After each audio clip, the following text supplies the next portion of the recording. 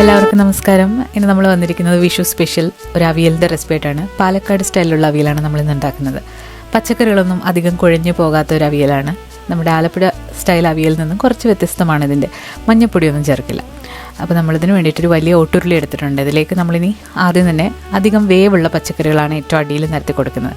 അപ്പോൾ ചേനയൊക്കെ കുറച്ച് വേവാനായിട്ട് സമയം എടുക്കുന്നതാണ്. അപ്പോൾ നീളത്തിലരിഞ്ഞ ചേന ഏറ്റവും താഴെയായിട്ട് നിരത്തി കൊടുക്കുകയാണ്.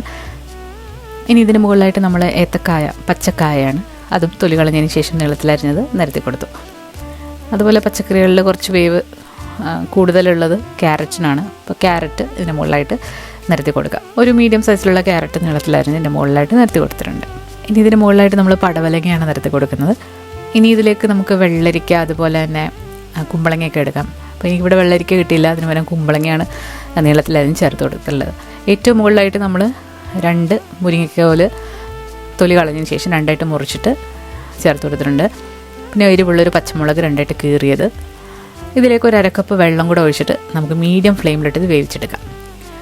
തീ ഒരുപാട് കൂട്ടി വെക്കുകയാണെന്നുണ്ടെങ്കിൽ അടിയിലുള്ള ചേനയൊക്കെ അടിക്ക് കരിഞ്ഞു പിടിക്കാനുള്ള സാധ്യത ഉണ്ട്. അപ്പോൾ തീ കുറച്ചിട്ട് വേണം ഇതെപ്പോഴും വെക്കാനായിട്ട്. അതുപോലെ പാലക്കാട് അവിയലിൻ്റെ ഒരു പ്രത്യേകത എന്ന് പറയുമ്പോൾ പച്ചക്കറികൾ ഒരുപാടങ്ങ് വെന്ത് കുഴഞ്ഞു പോവില്ല. നമ്മൾ കുറച്ച് കല്ലുപ്പും കൂടെ ചേർത്ത് കൊടുക്കുന്നുണ്ട്. പിന്നെ നല്ലൊരു ഫ്ലേവറിന് വേണ്ടിയിട്ട് കുറച്ച് കറിവേപ്പിലയും കൂടെ ഇതിൻ്റെ മുകളിലായിട്ടൊന്ന് നിരത്തി കൊടുക്കുകയാണ്. പിന്നെ മറ്റൊരു സ്പെഷ്യാലിറ്റി എന്ന് പറയുന്നത് അരപ്പിൽ നമ്മൾ മഞ്ഞൾപ്പൊടി ചേർക്കില്ല. വെള്ള കളറിലുള്ളതാണ് പാലക്കാട് സ്റ്റൈൽ അവിയൽ. പിന്നെ ചെറിയ ഉള്ളി, വെളുത്തുള്ളി അതൊന്നും ഇതിൽ ചേർക്കില്ല.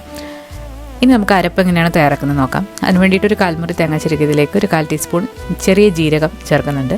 ഇനി എരിവിന് ആവശ്യമായിട്ടുള്ള പച്ചമുളക് ഒരു 3-4 എടുത്തിട്ടുണ്ട്. ഇതൊന്ന് മിക്സിയിലൊന്ന് ക്രഷ് ചെയ്തെടുക്കാം. അരകല്ലിലോ മിക്സിയിലോ ഇതുപോലെ ഒന്ന് ചതച്ചെടുക്കണം. ഒരുപാട് അരഞ്ഞു പോകരുത്. ഇനി നമുക്ക് പച്ചക്കറികളൊക്കെ ഒരു 1/4 വേവ് ആയിട്ടുണ്ട്. ഒരുപാടങ്ങ് വെന്ത് പോകരുത്. നമ്മൾ ചേനയൊക്കെ കൈവച്ചിട്ട് ഉടയ്ക്കുമ്പോൾ ഉടഞ്ഞു പോകണം. ആ ഒരു പരുവത്തിൽ വെന്ത് വന്നിട്ടുണ്ട്. ഒന്നുകൂടെ ഒന്ന് മിക്സ് ചെയ്ത് കൊടുത്തതിന് ശേഷം ആ ഒരു ബാക്കിയുള്ള വെള്ളം നമുക്കൊന്ന് വറ്റിച്ചെടുക്കാം. അതിന് ശേഷം ഇതിലേക്ക് നമ്മളൊരു 1/2 കപ്പ് തൈര് ചേർക്കുന്നുണ്ട്. ഇത് അധികം പുളിയില്ലാത്ത തൈരാണ്. ഇനി ഒരുപാട് പുളിയുള്ള തൈരാണെന്നുണ്ടെങ്കിൽ ഒരു 1/4 കപ്പ് തൈര് ചേർത്താൽ മതി. ഇനി ഈ തൈര് കിടന്ന് 5 മിനിറ്റ് പച്ചക്കറി ഒന്നുകൂടെ നന്നായിട്ട് വെന്ത് വരണം. അതിന് ശേഷമാണ് നമ്മളിതിലേക്ക് അരപ്പ് ചേർക്കുന്നത്. തൈരും കൂടി ചേർത്ത് കൊടുത്ത് നന്നായിട്ടൊന്ന് മിക്സ് ചെയ്തിട്ട് നമുക്കൊരു 5 മിനിറ്റ് വേവിക്കാം. 5 മിനിറ്റ് കഴിഞ്ഞിട്ടുണ്ട്. ഇതിന് മുകളിലായിട്ട് നമ്മൾ അരച്ച് വെച്ചിരിക്കുന്ന അരപ്പൊന്ന് നിരത്തി കൊടുക്കുക. ഈ അരപ്പിലേക്ക് താഴെ നിന്നുള്ള ആവിയൊക്കെ നന്നായിട്ട് കയറി അരപ്പിൻ്റെ പച്ചമണം ഒന്ന് മാറി വരുമ്പോൾ നമുക്കിനി നന്നായിട്ട് മിക്സ് ചെയ്ത് കൊടുക്കാം. 5 മിനിറ്റ് അടച്ചു വെച്ച് വേവിക്കാം. അപ്പോൾ അരപ്പിലേക്ക് ആവിയൊക്കെ കയറി വന്നിട്ടുണ്ട്. ഇനി നമുക്ക് നന്നായിട്ടതൊന്ന് മിക്സ് ചെയ്തെടുക്കാം. ഇവിടെ പച്ചക്കറികളൊന്നും ഉടഞ്ഞ് കുഴഞ്ഞു പോയിട്ടില്ല. എല്ലാം ഒന്നിൽ തൊടാതെ കിടപ്പുണ്ട്. അങ്ങനെയാണ് ഈ ഒരു അവിയൽ വെക്കേണ്ടത്. നല്ല ഡ്രൈ ആയിട്ട് എടുക്കുക. അവസാനം ഉപ്പൊക്കെ നോക്കിയിട്ട് അഡ്ജസ്റ്റ് ചെയ്യാവുന്നതാണ്. ഇനി ഏറ്റവും അവസാനം ഇതിലേക്ക് പച്ച വെളിച്ചെണ്ണ ഒഴിച്ചു കൊടുക്കുക. വെളിച്ചെണ്ണ അതേപോലെ തന്നെ ചേർക്കുന്നതിനാണ് പച്ച വെളിച്ചെണ്ണ എന്ന് പറയുന്നത്. അപ്പോൾ അത് 1 ടേബിൾ സ്പൂണോളം ചേർത്ത് കൊടുക്കുന്നുണ്ട്. അവിയലിൻ്റെ ക്വാണ്ടിറ്റി കൂടുതലായതുകൊണ്ടാണ് 1 ടേബിൾ സ്പൂൺ. നിങ്ങൾ എത്രയാണോ എടുക്കുന്നത് അനുസരിച്ചിട്ട് വെളിച്ചെണ്ണ ചേർക്കണം. കുറച്ച് കറിവേപ്പിലയും കൂടി ഇട്ട് വെച്ചിട്ട് നമുക്കിത് അടച്ച് വെക്കാം. നല്ല ടേസ്റ്റിയാണ്. നമ്മൾ ചെറിയ ഉള്ളി ചേർത്തിട്ടില്ല, മഞ്ഞൾപ്പൊടി ചേർത്തിട്ടില്ല. ആ ഒരു ഡിഫറൻസാണ്. പിന്നെ പച്ചക്കറികളുടെ വേവിലും കുറച്ചൊരു വ്യത്യാസമുണ്ട്. അപ്പോൾ അതാണ് പാലക്കാട് അവിയൽ. കാണാൻ വെളുത്തിരിക്കുമെങ്കിലും കഴിക്കാൻ നല്ല ടേസ്റ്റാണ്.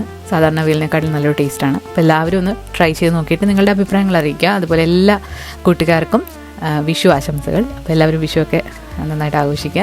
അപ്പോൾ എല്ലാവർക്കും ഹാപ്പി വിഷു.